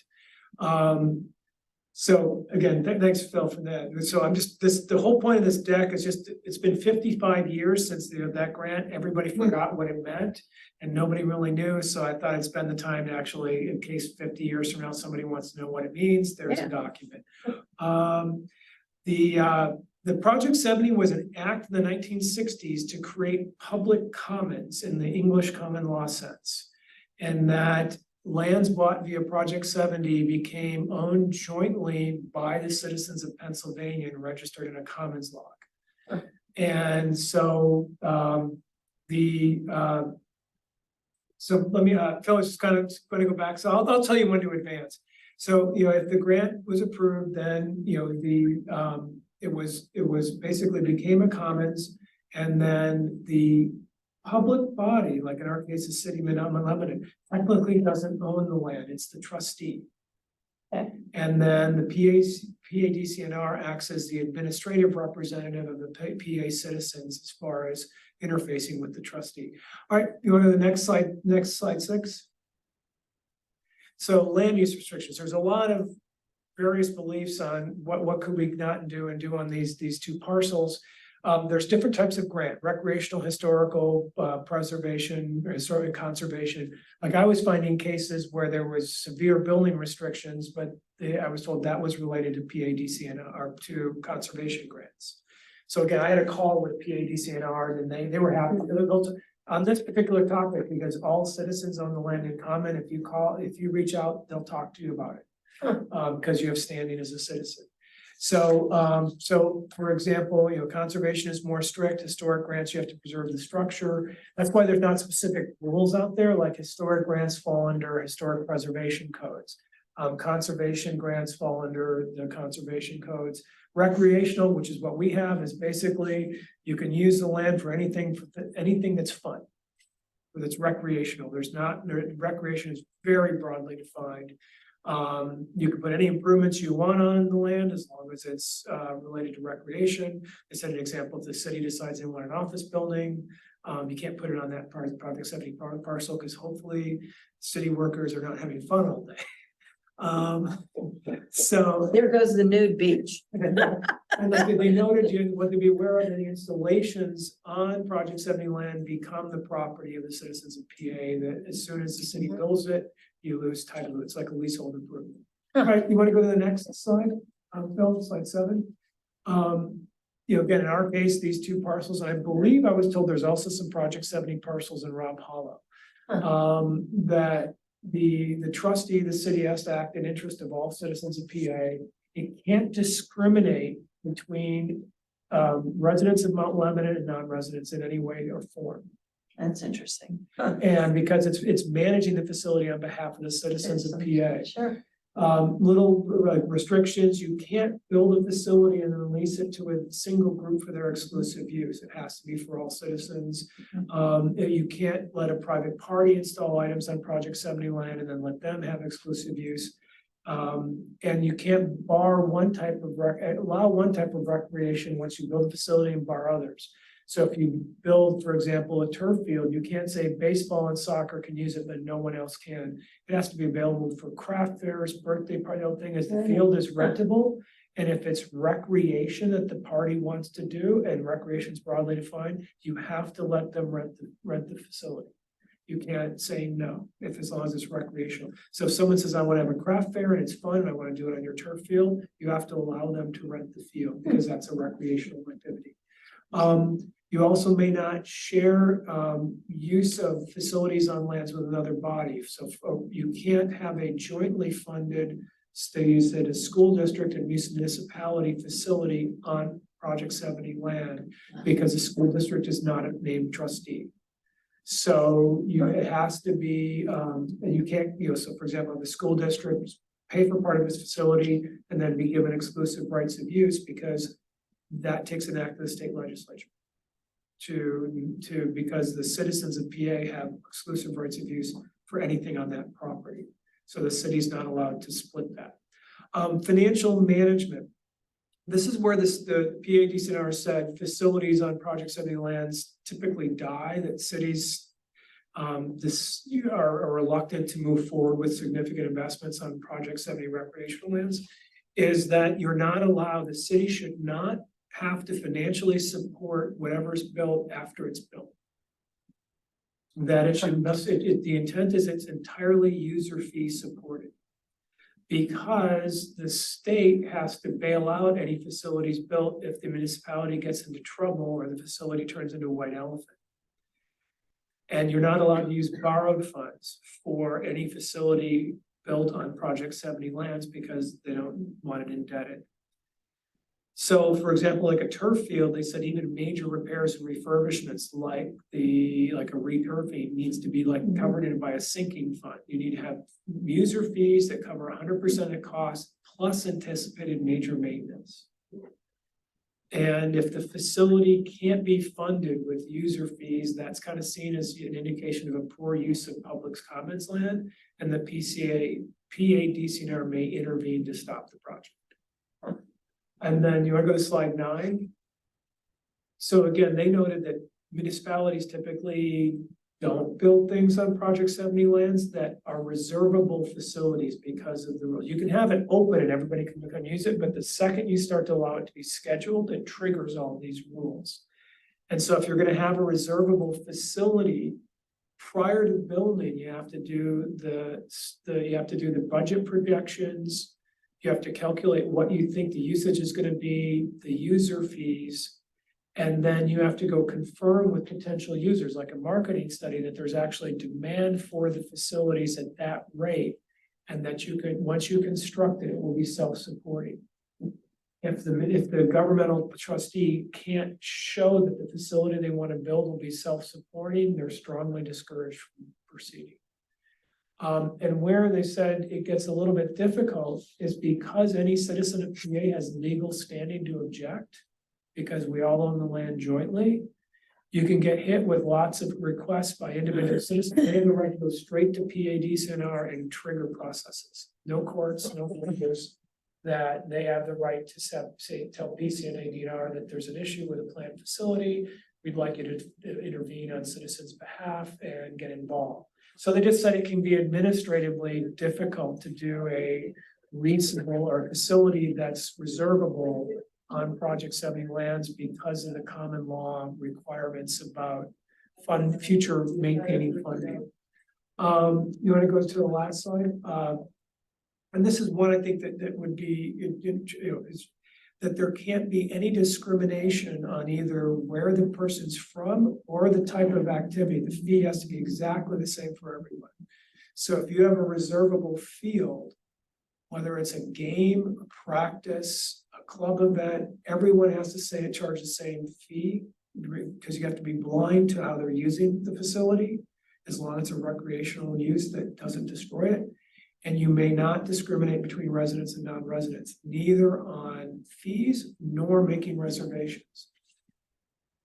So, and they said the only preference that you can typically give is that a large user can get scheduling priority because they're paying the big piece of the operating costs. So they said if you have a really large user or users, they can be scheduled first, and then you can open it up for the balance. But they said an example being, if that large user is a school district, you have to let them book the field. So they said there have been occurrences of things built on Project 70 lands that de facto the school district then comes in with a block reservation and in essence becomes like a school district facility. Or if someone has a for-profit venture that they want to operate on that field, you can't say no. They're a citizen of PA, they have the right to use. So if a large, someone wants to run camps or things on a facility, and they're going to make a profit doing it, they have to be given the same access as a nonprofit sporting club. You can just they're residents of PA, they get equal rights. So there can be no discrimination at all on either scheduling or fees, except for giving preference to large users because they're paying the bulk of the costs. And then So you want to, Phil, you want to go to the last slide? And also on schedule, you can't delegate scheduling. So if you have like a large sporting association, you can't go to sporting as an organization, say you plan, then you manage and schedule the schedule control are absolutely transparent and it must be run by an employee of the trustee. They cannot be delegated. So what do you do if you want to build something on Project 70 lands? And you're trying to get around, don't want to deal with all the rules their land swaps are allowed. They have been done. One gets done about every year or so from what I could see, but they can be difficult to negotiate. So you have to find an equal parcel that has a similar value or purpose and do an acre for acre swap and get PADCNR to approve it. And then it has to be legislatively approved in a single act by the legislature. Does it have to be within? Wow. the same- Well, it could be whatever, if PADCNR acts as the administrator, so if they say, we feel this is a like exchange. Yeah. Then it goes to the legislature, they draft a little act of saying, we, the legislature, approve the swap of, it's because this piece of commons land parcel off the register and add this piece of parcel, this parcel in its place. So they said, there's cases where in the 1960s, it was very different. Today, now the municipalities change and say, we'd much rather have this parcel in Project 70 and free up this one to be not regulated, and those swaps do occur. So that's really the key point is one, so overall, there's no restrictions. There was a lot of kind of rumors that myself included, that there was land, there was restrictions on what you could build on it. That's not the case. It's that once you build it, the second you make it reservable, it triggers a whole host of rules that you have to comply with that go back to English common law in the use of commons and non-discrimination. So that's pretty much it. Any kind of questions? Does that apply to the current field? Yes. So if you go to the questions they asked me, they looked at the satellite images with the property lines of the property before the call, just to familiarize themselves with the space. They had lots of Project 70 grants. And one of the first questions they asked me is, is the field reservable? I said, yes. Is it posted on the field how to reserve it? At the field and in the parking lot. And said, no, it's only on the website. They go, you really technically, it needs to be posted at the physical facility. So someone not from your community can come in and citizen of Pennsylvania and be use it. aware that Sure. that field is a state of PA field and they have a right to reserve. Not a big deal, but they said ideally you're supposed to have signs with the contact, the process, etc. They looked at the satellite image and they could see these paths by nature from Youngwood, and then they could see something in the images. They said, what are those? I said, well, that's where the homeowners bring brush into the dumping. And they go, well, that's a great example where there's two strikes. First, brush dumping is not a recreational activity. So that activity is not allowed on that land. And they said, second, it's an exclusive use facility. It's brush dumping for the exclusive use of certain people Oh, I not see. on the land. So they said technically that's two strikes. You really should pursue that one. And I got us, since they were a little bit upset on that issue, that we weren't being the trustee and acting on that particular topic. And they asked about the parking pads, and I thought this was kind of clever. And they said right away, that we should survey it, and the parking pads, there's no setback, can go right up to the property line within an inch. They said what the homeowners have to be careful of is if they cross into the Project 70 lands and anybody calls, those immediately become public parking spaces. Huh. That have to be posted Wow. public parking. Yeah. Because they become public parking spaces for the benefit of the citizens of PA. So they just said, if a citizen calls PADCNR and points that out, and they said then even though it's a private road, there's common law access rights that people have. And so then any spaces that go over the property line, we need to have a sign put on it, posted, public parking for Bird Park, park at will, and the homeowners will lose use of their portion. They can't block the person from being on their land. They can't pull their parking lot lot back? They have to, it has to be within inch. I mean, if they, could they be clear- given that choice? though? Yes, they can be given As that choice. opposed to, That's you what have they to make this public now. No, they don't now. Like I said, it should be, if they were the homeowners, they would make sure they'd have it surveyed and they would put it within an inch, there's no setback. So, and then they asked what the fees were for Bird Park, and I said, well, there are none, it's minimal what we spend, it's just some grass and watering, and they said, that's okay, as long as it's not a significant cost, and there doesn't have to be a fee. And then, I asked about, well, on this excavation, what about like if you have, I've been in places where we would have grass to recover, and only certain groups could play and others couldn't. They said, unfortunately, in an X70 field, you can't, if it's on the X70 land, either has to be fully closed or fully open. You can't rush Wow. it. Because again, that's a form of discrimination. So those were just like example. Again, it was all casual. They were very positive in the conversation and they were happy somebody was asking about it. So, I don't think there's any concerns there. They just, except on the brush dumps, they seem a little annoying. And like, this is an example, the current Dixon field, we have fees where it shows non-resident 175, resident 16.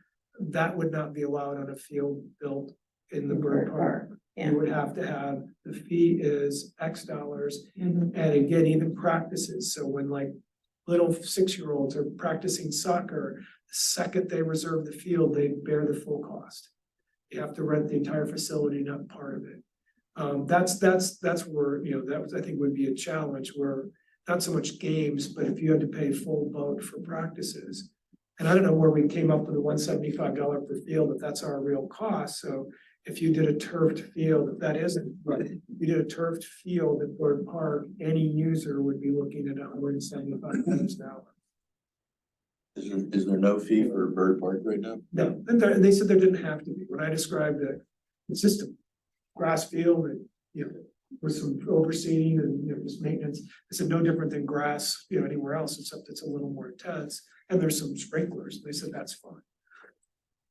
They said, I said it's be more of a hassle to try to collect the fee than what the costs are. And they agreed at that point. You need a fee. But Thanks. we do have a reservation process, so they said that reservation process just needs to be, and it is, it's posted that how to get it. They just said, signs it'd be nice to have signs at the field, so. That's it, so I was gonna send this to the Mount Lebanon Historical Society, so they had a record 50 years from now, next time somebody asks what Project 70 plans are. Shouldn't it be sent to like David Denellen and the commissioners or Keith? Keith was on the email you sent. Yeah, it could be, I don't know, whoever you get, it's whoever, whatever want to understand, but, maybe to Ian, just to understand, nothing, again, we want to pave the parking lot, go ahead, nothing wrong with that. Now, again, they used an example, if you want to use a But parking the lot. school that's uses the lit- parking lot.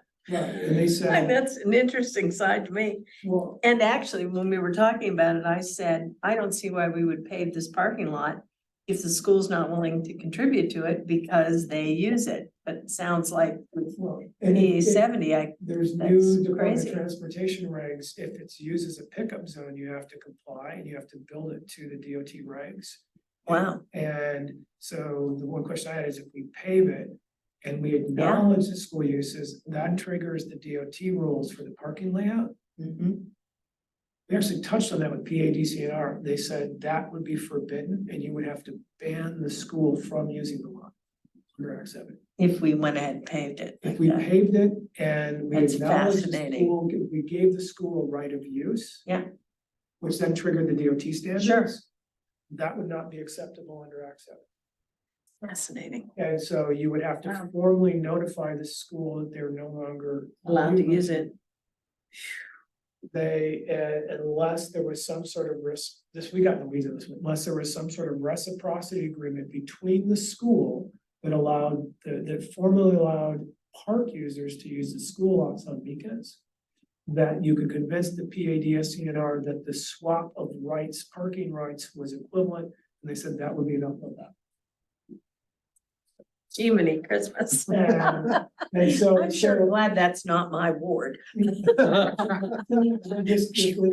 Dodged it. That's a watch out. Again, that's back to the shared governmental. Yes, They said, sure. yeah, you can't, we came up with field, and I said, well, what about parking? Yeah. And I said, I explained the parking lot, and they said, no, you could not do, that parking lot could not be shared formally between this. It's against Act 70 to give the school any Huh. rights of use to that, anything on that land. Wow. They can fascinating. reserve it, so if you wanna make a reservation system and they wanna pay, Sure. yeah, but then anybody else should be able to reserve lots. So it's just something to watch out for that, and the challenge is you build a lot, and all it takes is one person to not. Oh, like it, right, And they no. can call PADCR and the PCA, they can. No, it's really good to know this information now. Thank you. Again, I'm not aware, so I may misunderstood this, this is from my Yeah, notes from a sure. 90-minute call. Yeah, sure. Fascinating. Thanks, Boy. Richard. Any questions? Or maybe send this out, people can have a chance to read it. Well, I did a reply to all this. morning, Okay. Everybody. All right, great. Hmm. So nothing, no issues, we thought there was maybe issues on what we could build on it, no issues on what we can build on it. It's just, there's issues about use rights and fee rates. Mhm. Once you Yeah. build it, if you wanna make it reservable or charge a fee, the rules kick in. Wow, Great, thank you. yeah. Old business. Communication and signage, we touched on earlier. And I think, unless anyone has something to add, we can check the box on that one. Is that fair, Kelly. Kelly? Okay. Forestry and invasives, touched on that earlier as well. Comment was made about input from Nature Conservancy and Richard and Phil. You're gonna talk to Tim Nuttall next week. Do we have anything else we need to do or should be looking out for at this point? I can send another email to Tim because I know he's been talking with Ron and we had sent him, you know, maps and stuff from previous areas. So I don't know if he thinks we owe him something or what. I'm happy to see if there's anything else we could help him with. Okay. Remember back in May, we also met, with, I think, 5 members, excuse me, of the Conservancy with Tim, a couple members of Parks Boards. So there has been some input going on. Yeah, I'm just gonna check this box for now. We've talked about it. If there's anything he needs, let us know. And he and I exchanged an email with him at some point, I'm formally finished with the 15 acres that I've restored at Bird Park. I would say as of last weekend, it's done. The kind of 4-year project. So just to walk him through that 15 acres and their zones that are completely invasive free at this point, you can't find anything. So just kind of walk him through what was started with, and I have hours estimations and some time he was interested in the time estimations I had, and I sent him some information. But Okay. I would at some point when it's, he's got do a walkthrough in Bird Park versus say Rob Hollow, compare, hey, this used to look like this 4 years ago. Okay. Well, maybe we'll touch on that again in park visits and item number 8. Maybe we can do that as a group. Park, Just want to, I am seeing the response you would expect. There are a lot of tree seedlings. It's regenerating at a pretty good clip, some areas. I'm actually surprised at the rate of regeneration in some areas. great. Kelly and Peter, park design guidelines, and trail restoration. And Danya. I'm sorry. Danya's actually also been, Yeah, let me add that. Thank you.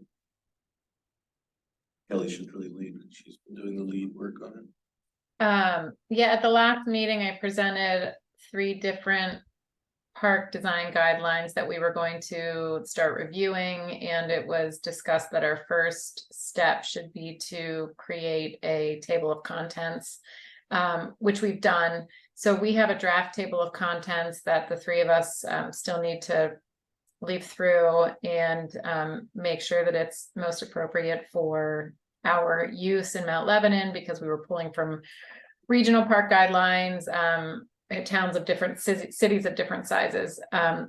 But related to that, what we would like to do is at the next meeting is present it on the screen and go line by line through each item and get feedback both from the board as well as Rudy and Phil as to what sections would be appropriate for us to include within this document.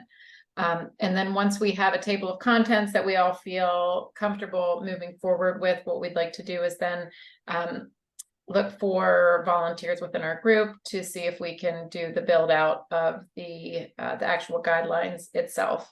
And not sure if that would be me, Danya, and Peter, or if there are some other areas where folks on the board have expertise or an interest in helping to build out the different sections. We can divvy it up. I think it's probably going to end up being somewhat of a large document. So the more hands we have, the faster we can get it done. But so we'll have that to present for next week Okay. or next So- month, excuse me, next month. Well, I was gonna ask, so I got to see a copy.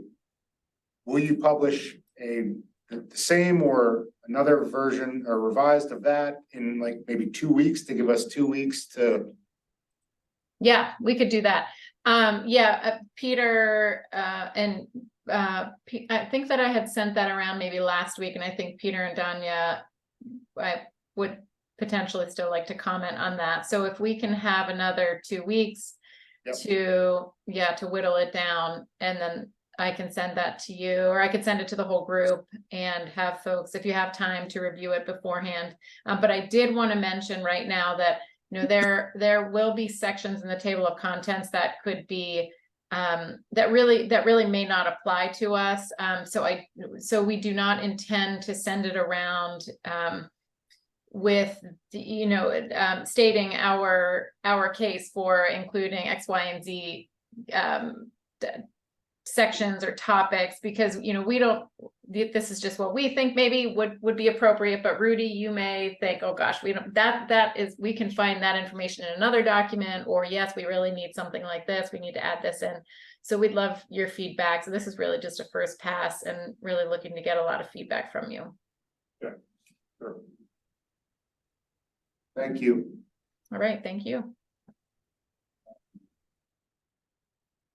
Main Park Master Plan.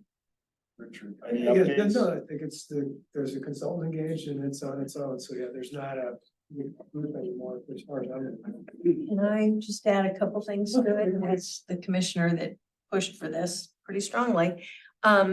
They are going to be interviewing stakeholders as part of the design development for not only the recreation building, but the park itself. And I understand that you guys, I don't know how many of you are on that list.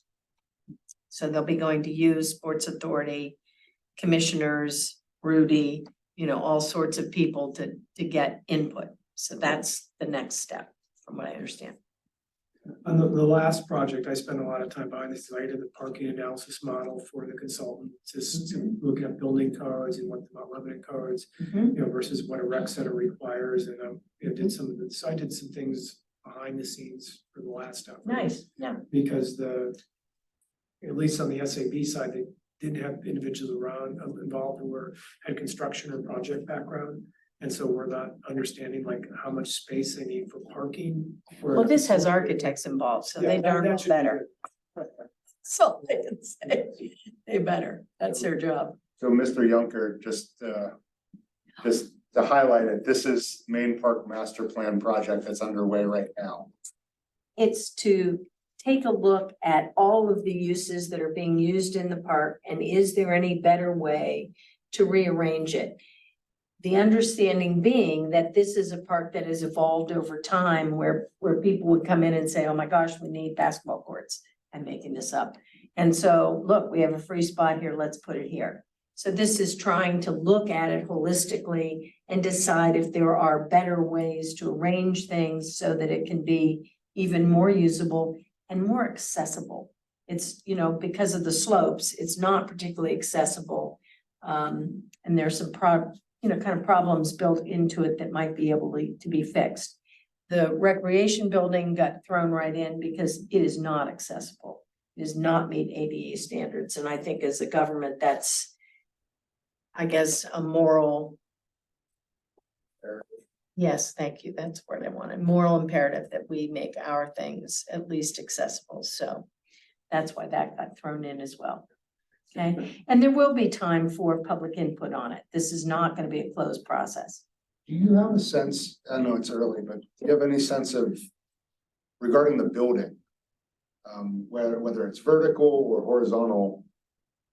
Is there an expansion as part of that, or is it not clear? I don't know, because I haven't seen what they've thought about. All I saw was when they presented it to us, you know, the committee that kind of decided who it should get the contract.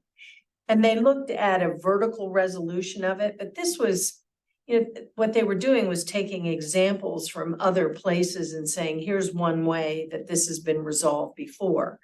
So I would think it would be unfair to say that that's what they feel is the resolution. I wish I could give you more, but you know, having worked with architects for many, many years, the last thing you want to do is come in as an architect and solve the problem right then and there and give away your idea. That's really not a good business model. So it'd be much better to listen to your client and then come in and try to address the design problems. So I'll give away an idea. Okay, If there is need for a temporary space while that building is undergoing yeah. rehabilitation, I hear there's a property on Moffett Street that's recently become less sought after. It has a gymnasium and an auditorium. Yes, yeah. It could be a good temporary remedy. Okay, I'll keep that one in my back pocket. One general thought, we as a community, look at other communities, we get jealous of what they have. Yeah. And versus decisions we made historically to choose what we have. We chose to have an ice rink and we chose to have a tennis complex, a pretty high grade tennis complex. That's not something that communities typically have, but typically communities to have a gym. I think that to me, the challenge has always been, well, you can't have it all. Right. So What's the you make a best? choice, you know, do you want, you know, these specialty sports complexes that fit and serve one group? Mhm. Or do you want it, and that's the path we went Mhm. specialty.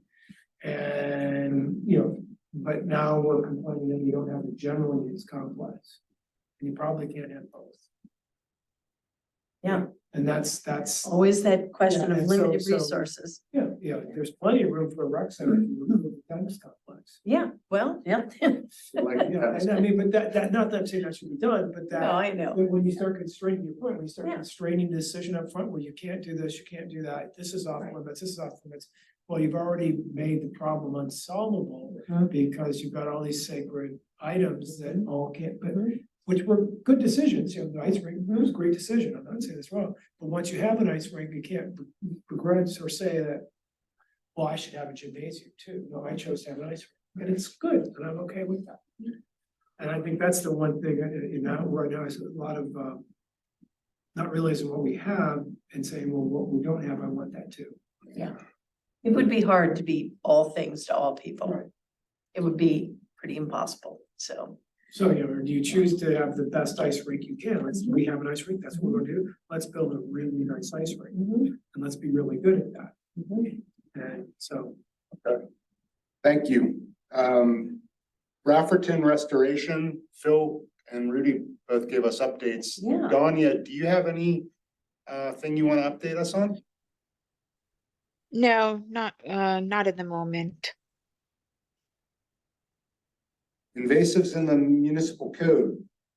Yeah, I reached out to Ian McMeans, last week, belatedly, and he responded, that back in April, May, we had, the PAB had provided, the municipality with recommendations on how to update the Saldo code, the, Development code.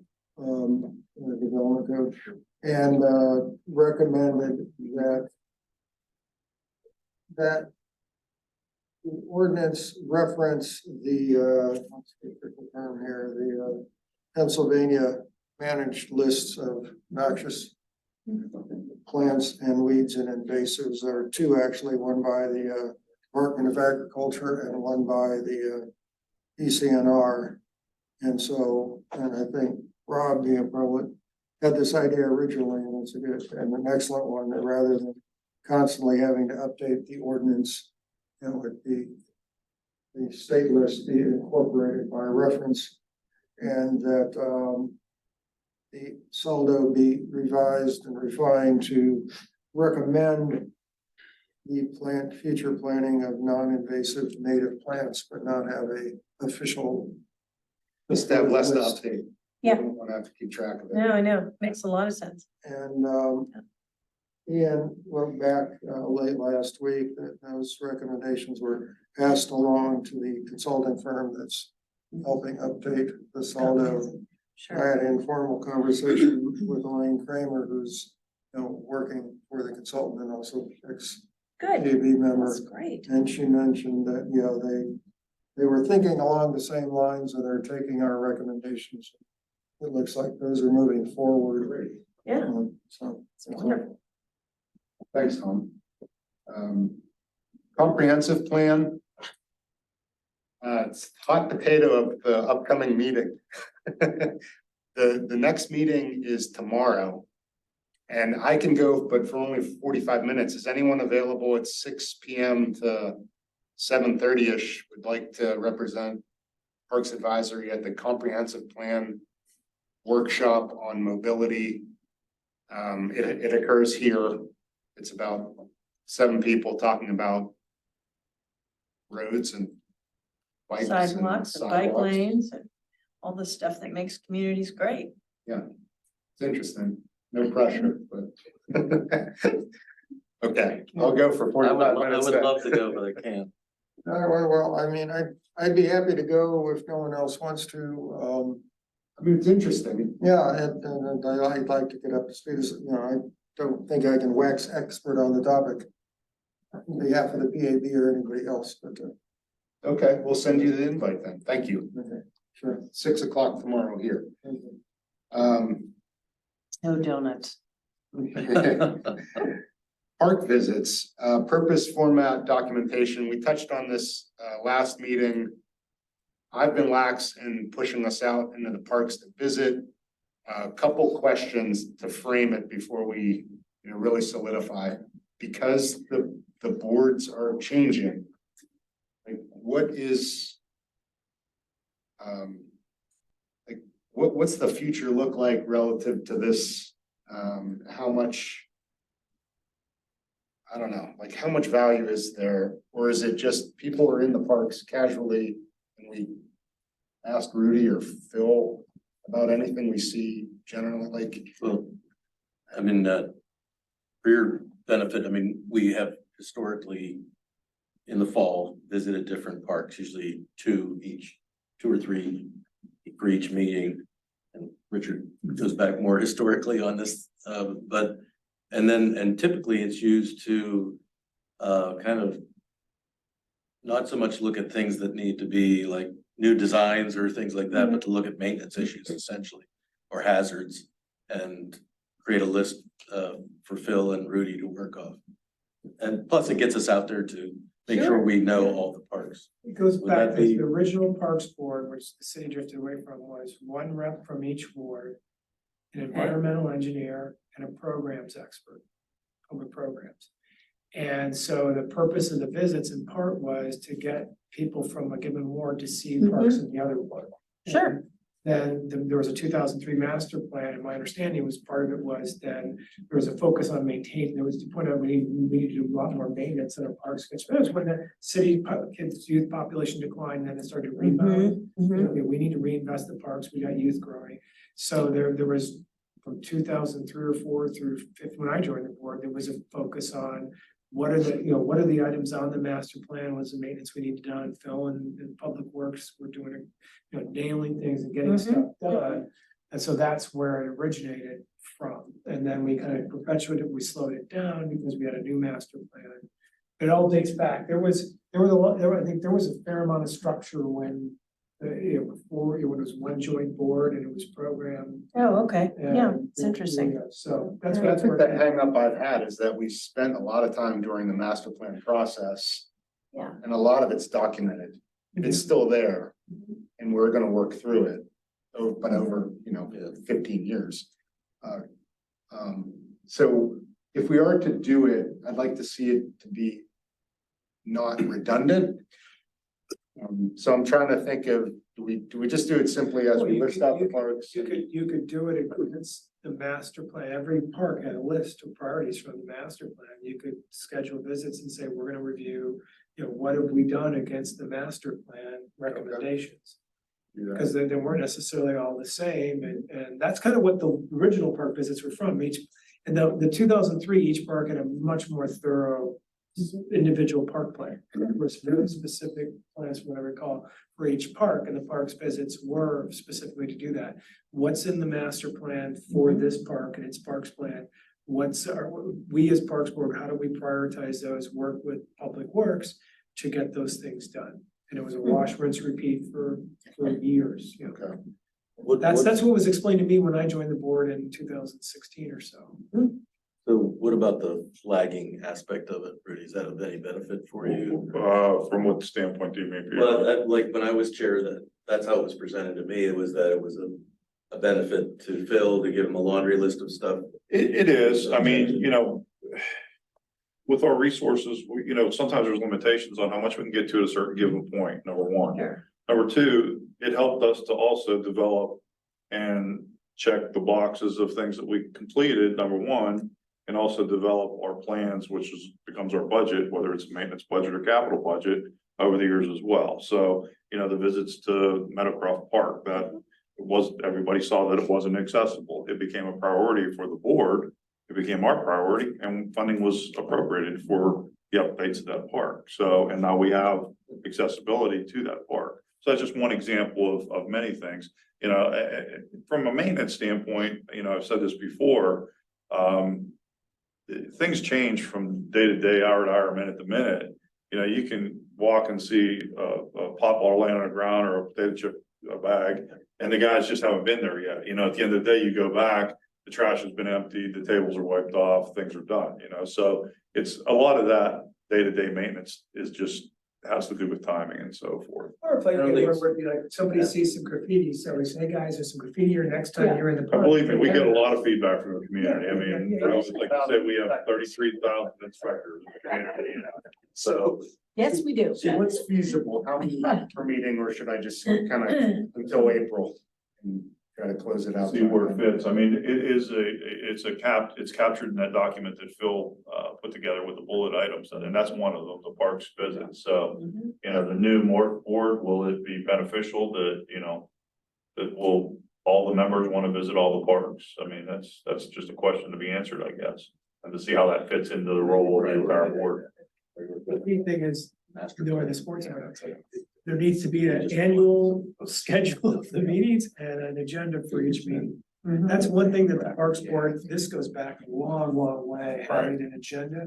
I guess Structure. other people come in and comment, the other advisory boards don't have structure. This board has had structure for 20 years. No, You can see back and here's what are we gonna do in each meeting at the beginning of the year? That's the focus, and who's the chair rotates every year, and, and the chair, and there's an agenda, and Phil does a great job with in doing that, so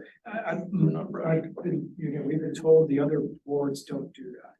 So the one thing to carry over to this next board is structure. required to have, Sure. governance, an annual plan, and, agendas and minutes. So I will get something out in time to have something going for next meeting. On that topic, thank you. And if we can work out a time, we can go out there, part together, that would be ideal. Phil has been putting together like a document book, right? Basically how we proceed. Sure, yeah, like an operating manual for, right.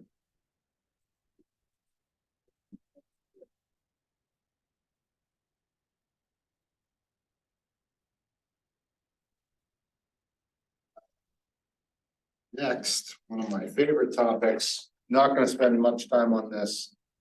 Deer management, 2022, 2023. Annual report came out earlier this summer. You flip over your agenda, you'll see some highlights. Total program harvest, 65, down 10% from last year, roughly. Archery, down 25%. Reasons, warm weather led to increased food in parks, keeping deer in place. Also more pedestrian traffic in parks, limiting archery opportunities. All the archery hunting is done daylight. The sharpshooting happens at night. Regarding, I think most important for us, addition of Sunset Hills Park program yielded 3 deer. Williamsburg was added to the program, but not hunted. Just too many people. It's very open now, as you Yeah, are well, the trees came down. well aware. Contractor recommendation. We applied for and were given authorization to harvest 50 deer during the 2023 sharpshooting portion of the program. Considering the trends in recent data, the recommendation will be to harvest 100 to 125 deer. So basically, we're not taking enough deer via archery, which is essentially it's only limited by the number of archers and the properties that are available to them to hunt, both public and private property. We just don't have enough going through that portion of the program. So the alternative is to pay the contractor to hunt more deer with sharpshooters, but for that you have to get additional permitting from the state. So on the one hand, you could say, well, that's just, it is what it is. But I am concerned about 2 things. You do have concern from the community about guns usage. You also have a cost concern because based on prior data, the sharpshooter portion of the program is the expensive part. So whether adding 50 more deer because of economies of scale, it remains to be seen yet, I think, as to what an additional, a doubling of the sharpshooter program is going to do to the cost. So last year, for example, the cost for a sharpshooter deer was like 700 as opposed to 400 for archery, and something along those lines. Not exact, but anyway, also for your view are a couple of tables Ian provided. The deer vehicular collisions spiked up. I looked at this data a lot last year, and I could say that you could only find trends in a couple areas, and I don't know that the spike from 49 to 72 on deer vehicular collisions is going to continue. It's hard to know. I tried to like correlate, or not correlate, but align the timing of harvest and the timing of deer collisions based on the data as it's presented. It's really hard to do. So I don't know what it's going to do, but you can see an uptick in collisions. You can see an uptick in dead deer pickups off the road. The reason that is important to me is if you have to make the case for deer management, at least in last year's data, you can say that 40% of the deer that are dying are still dying painfully hit by a car, as opposed to, I think, more humanely by a hunter. So that's just some data for you, and the impact on the parks. My thing is impact on trees. I don't know. We'll see. Richard guarded a lot of trees this year in Burke Park. So that will help. Yeah. Rob, has there been a deer survey or whatever that was recently to see? No, I asked that as part of last year's deep dive on this. It's very difficult to do that. Deer move between communities, and You almost do 50 to 100 square miles to even have some meaning. there's no natural boundary or barrier. If we were an island, it would be easier. Playing with but- a paintball and figure out which ones we counted. Put them in a sit state. Yeah, there's just no great way to count them, and They're everywhere. There's been a lot of news coverage of the city parks Yes, allowing archery. yes, Yes.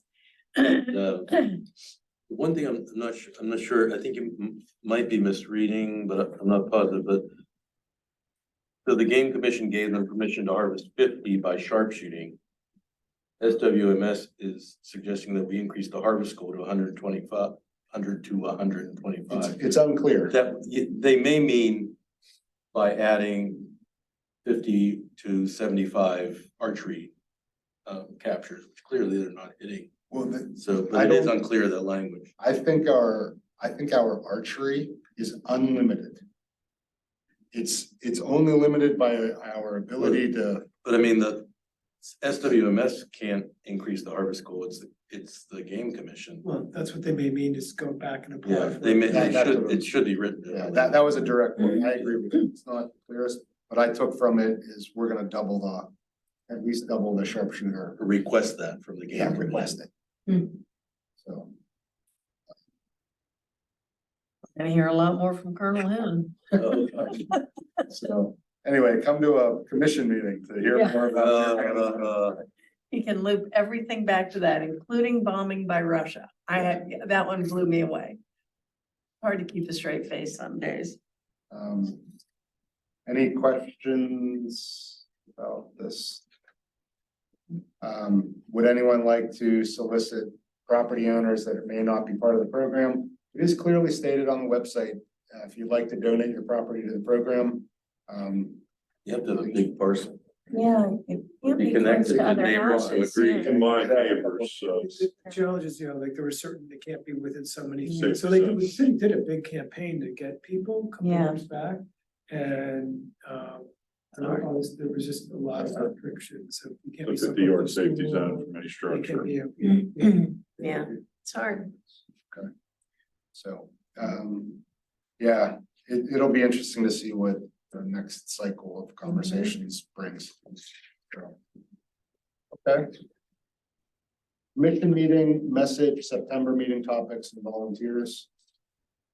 This is where we go around to see who wants to visit you all on a Tuesday coming up. Okay, great. Then we can talk about your message to deliver, whether it's about our proposals or just updates on what we're doing. But you kind of, Yeah. you being here is kind of, Mhm. we don't really need to update. More.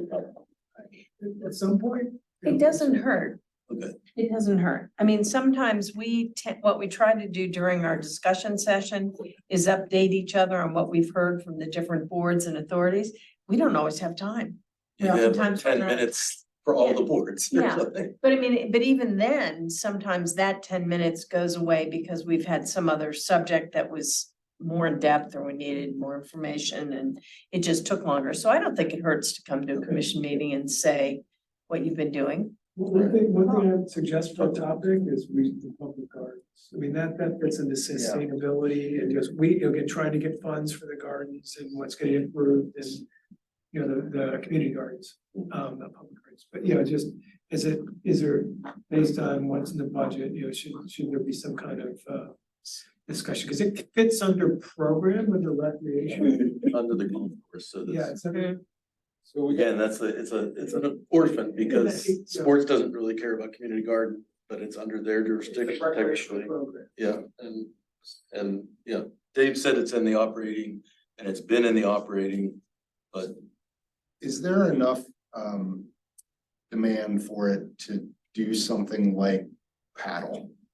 And the paddle structure on a much smaller scale, of course, but the way I understand it, that structure is financed through their own user fees. right. So it's on municipal property, but it's supported by user fees. Right. Could you do the Community Gardens Foundation Right. and turn that into Had to find somebody to do it? spearhead that. According to the Grow Pittsburgh, we have the highest rate cost of $50. I think they said mostly it's $15 or $20.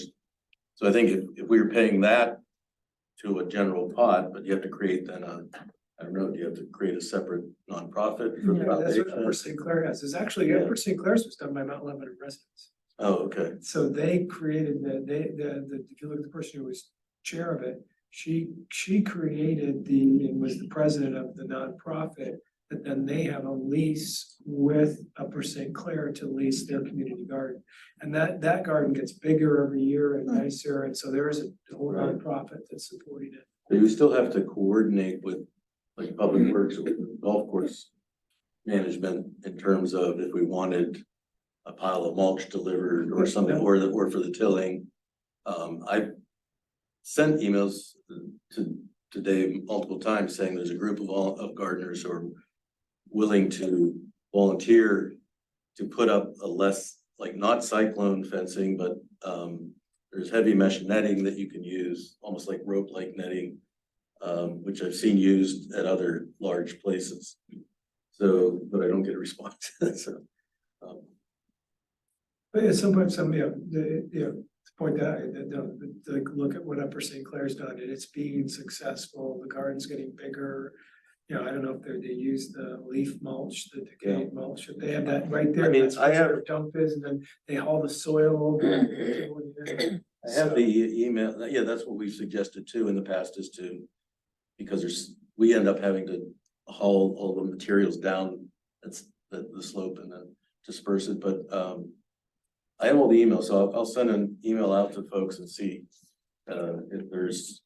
I know what I have in the past is there's people, I get a lot of response of people wanting to volunteer to help to do something, but then I pass that on to Dave and it kind of hits a dead end. Maybe a Or different. just have a discussion about what we could do.